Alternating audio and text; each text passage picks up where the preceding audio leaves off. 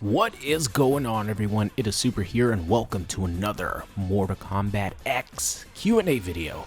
So as always, if you guys have your own question, make sure you guys leave it in the comment section. I'll try to, if I've answered the question already, which I do get, questions that I've answered in previous Q&A videos, I'll just answer it in the comment section. But if I don't answer it, that means I'll save it for a future Q&A, so make sure you guys post those questions. All right, by the way, you can post questions about pretty much anything. It doesn't only have to be Mortal Kombat X.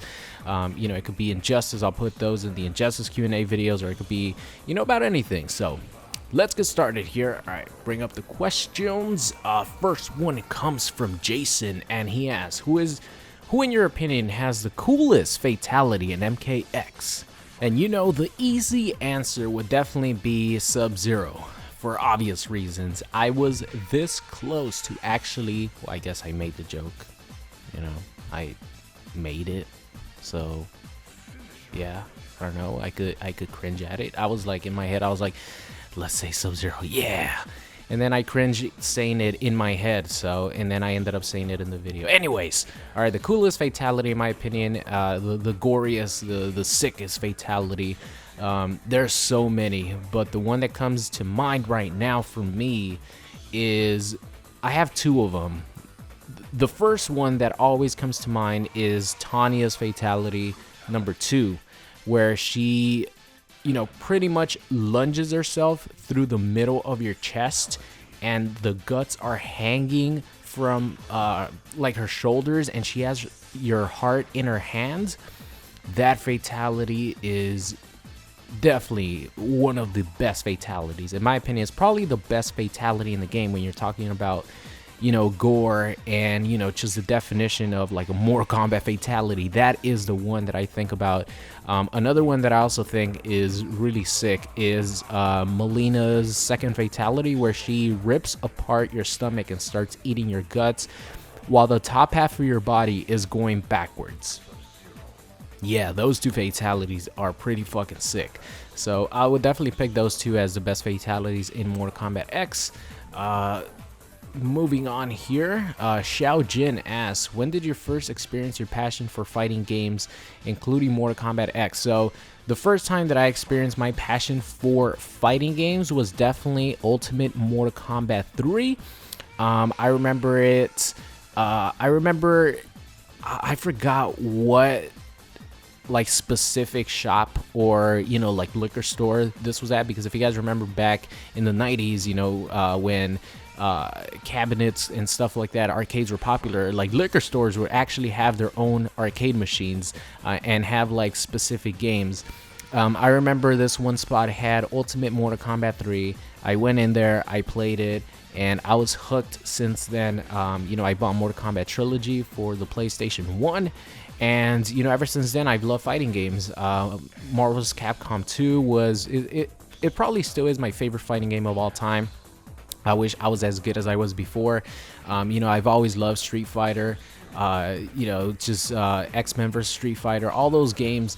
But where it started was definitely in Ultimate Mortal Kombat 3. That's where I really started to love fighting games. That's why I love Mortal Kombat X so much, because it kind of takes me back to that time. It has like that feel, excluding all the 50-50s and stuff, but it's just like, that's why I could play this game so much, because I absolutely love Mortal Kombat.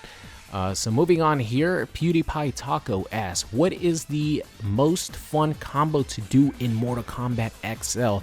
The number one most fun combo for me is the Sonic Fox Predator combo. You guys have seen it, many times. You guys have seen me do it many times. The Sonic Fox Predator combo is absolutely the most fun combo to do. If you guys don't know how to do it, just I have a tutorial on my channel. You guys can look it up. It's called like the Sonic Fox 67% combo. I used to do 67%, if you guys can believe it. But that is definitely the most fun combo to do in Hunter, of course. So moving on here, Blaze Cap asks. So I actually really wanted to answer this question. It's a really good question. Let's see. He says, Blaze Cap says, I am a Street Fighter player. I just started playing Mortal Kombat. It seems like I need to think differently when I play Mortal Kombat X as opposed to Street Fighter. How do you look at MKX as opposite to Street Fighter 4 or Street Fighter 5, for example, how different is your mindset from the two series?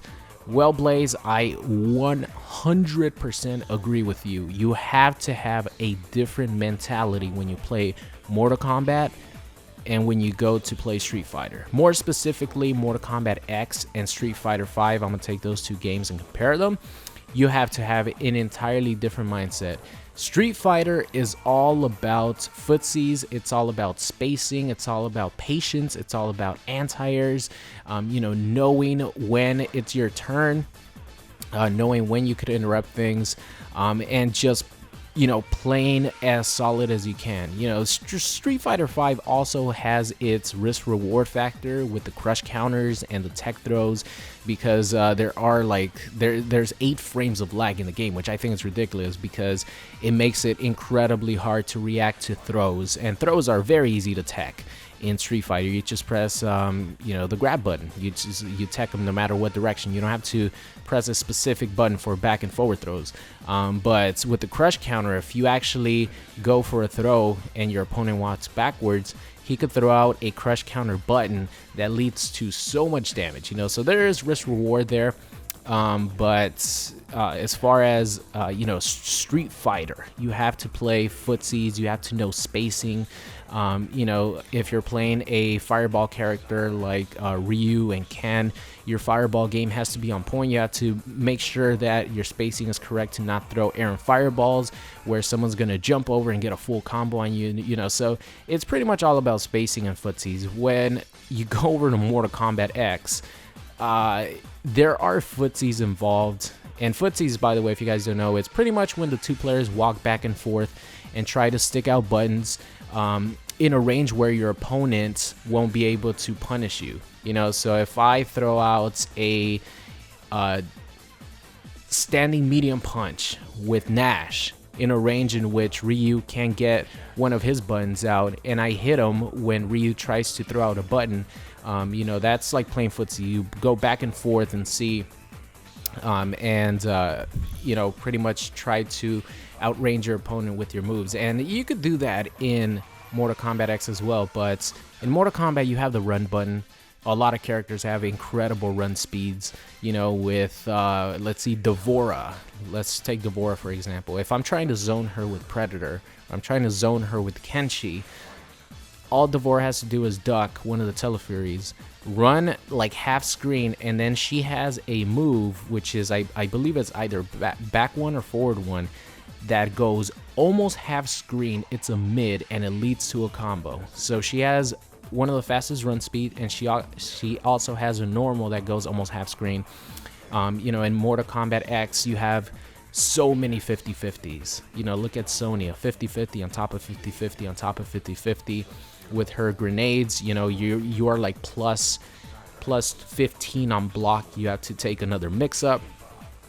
Nothing like that exists in Street Fighter 5. So I definitely think, I'm not saying that Street Fighter 5 is an easier game. I just think it's I guess you don't have to worry about too much bullshit. Like, it's more of a fighting game. Like, it's more of a one-on-one fighting game as opposed to MKX, where you have so many crazy things. You have armor moves that launch your opponent that are completely safe, like Tremor, that lead to 30% damage. You definitely have to change your mentality when you play something like Street Fighter and you go over to MKX or vice versa. So my advice to you, BlazeCap, is just keep doing what you're doing. Just know what game you're playing. Obviously you're a Street Fighter player, so you'll know how to play Street Fighter, but when you come over to Mortal Kombat X, you have to use all of your tools that you get. So if you have someone like Tremor, use that EX low, that safe on block that launches your opponent for 30%. Know your 50-50s, know your run speed, know your buttons,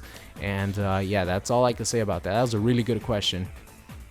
Moving on here, Dro asks, do you think the Creeper from Jeepers Creepers would be a good DLC character for MK11? Because, just like the rest of us, know that there's not going to be a Kombat Pack 3. So yeah, he's definitely one of those horror movie characters that would be great in MKX. Just imagine how he would look. He would look awesome. And you know, he has multiple movies, so you could, you know, have costumes from each specific movie. I don't really know what his toolset would be. I do know that he would fly. You know, obviously he has the ability to fly. So it would definitely be interesting what they would give him. You know, if he was an MKX, he would need 3 variations, but I don't think they're gonna bring that back for MK11. So you know, we'll see what happens. But yes, I definitely think the Jeepers Creepers monster would be awesome in Mortal Kombat 11 or X.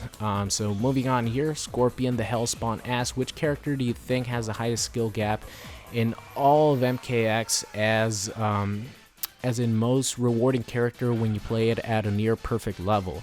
Well, I'm a little biased, and I would have to say Aaron Black, because you know, just watching the absolute best Aaron Black player, which is Sonic Fox, play with Gunslinger, oh man, it just gives me so much motivation to play that character.